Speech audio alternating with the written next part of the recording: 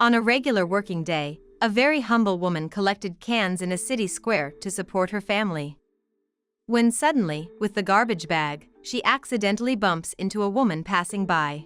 And the woman who got hit starts insulting the garbage picker and hurling bad words at her. The picker apologizes, but the woman doesn't accept it and pushes her hard to the ground, and quite out of control goes out insulting the picker, who then picks up her things and leaves with her head down, sad about what had just happened.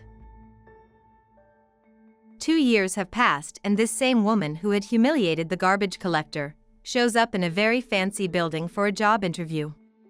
She enters the building saying a prayer, asking God for a job.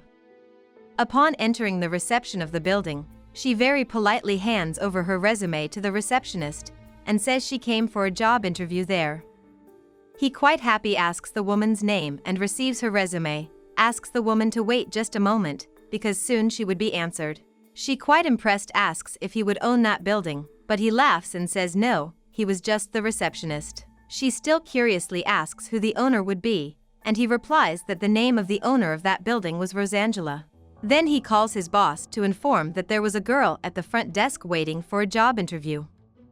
Meanwhile, the candidate asked God to help her get that job, as she was going through great difficulties raising her children. Suddenly, the businesswoman arrives at the reception looking for the candidate. When the owner of the company arrives, she was distracted, looking down. At that moment she doesn't seem to believe what she was seeing, and she begins to remember who that woman is, and her memory comes back to everything she did to that woman, and all the humiliation she suffered. And a movie plays in her head of everything that happened 2 years ago. And when the owner of the company addresses her, at the same moment she says that it would be better to leave, after all she knew that that vacancy would not be hers. The owner of the company does not understand, since the interview had not even started. Then, the girl explains what had happened in the past, and how she had been rude to the businesswoman.